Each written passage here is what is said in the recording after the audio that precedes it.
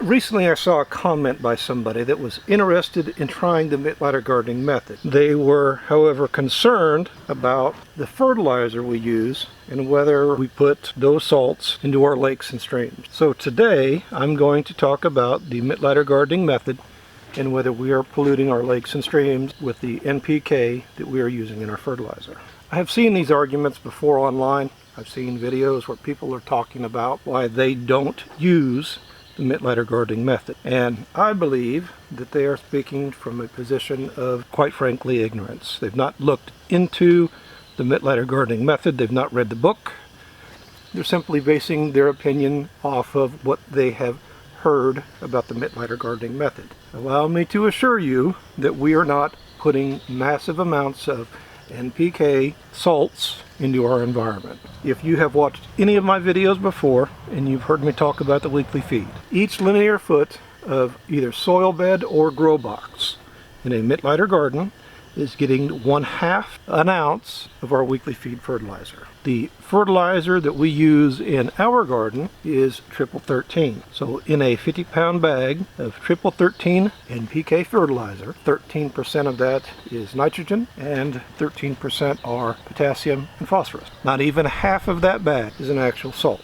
The other parts are binders and fillers that hold everything together. When I fertilize our garden, we're putting down 1/2 an ounce per linear foot. I did the math once, and I believe I figured out that there are 0.2 ounces of salt spread out over every foot of our garden. Those salts that we do put down are kept in place. We grow either in a grow box, like what you see here, or we grow in a soil bed. The grow box has sides on it that contain those fertilizers, those salts, from going anywhere. They don't run off, they go anywhere, they're going down to the root zone of our plants and they're feeding them. There's very little salt that we're putting in that soil bed or grow box. A soil bed, it is a level bed that has ridges. Those ridges on the soil bed also contain these nutrients from running off into the streams. If there was a lot of salt in the weekly feed that we do apply, we wouldn't have a garden that was growing. Those salts would create a salinity issue and all of the plants that we grow would simply die. That's how we know that we're not putting too many salts in the garden at any one time. A traditional gardener will take all of their compost, all of their manure that contains all of those same salts and NPK, and they'll heap it onto their garden and work it into the soil. Generally speaking, that is a complete year supply of NPK.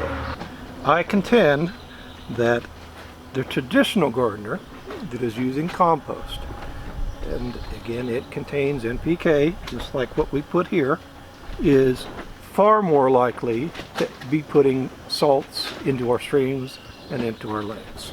When we do add our weekly feed to the garden, we immediately water it into the soil. We spread that weekly feed out, we come back with our hose and we water it in.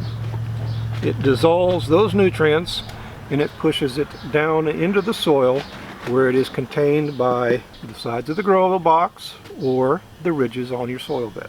Now it's possible that we can get a heavy rain directly after we apply weekly feed, and some of those salts can get out of the grow boxes and soil beds. But again, we're applying so little of those salts, in all likelihood they're not going to make it to the streams.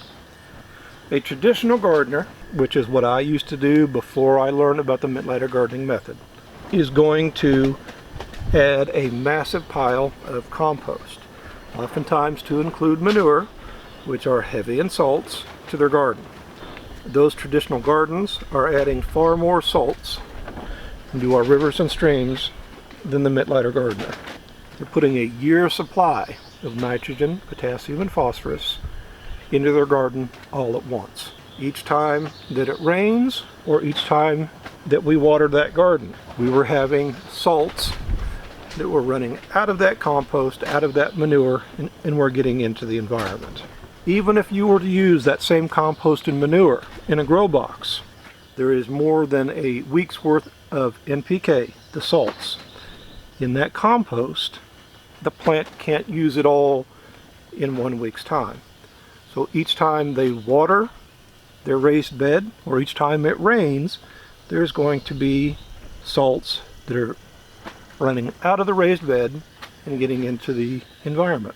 I know that in my Mittleider garden, each week I'm putting down approximately 0.2 ounces of salts per linear foot of my bed. The Mittleider gardener is cautious about when they apply the nutrients to their garden. I feed, weekly feed in our garden on Fridays. If we have heavy rains in the forecast for Saturday, I won't feed on Friday. I will wait until after the rains have come through, and then I will apply my weekly feed. I want those nutrients to get to my plants. I don't want it to be wasted. That's probably enough onions. If you are growing a traditional garden and you have already worked in all of your compost, your manure into the garden, you don't have that option on a heavy rain day. You just got to deal with however much of those nutrients, of those salts, leach out of your garden and into the environment.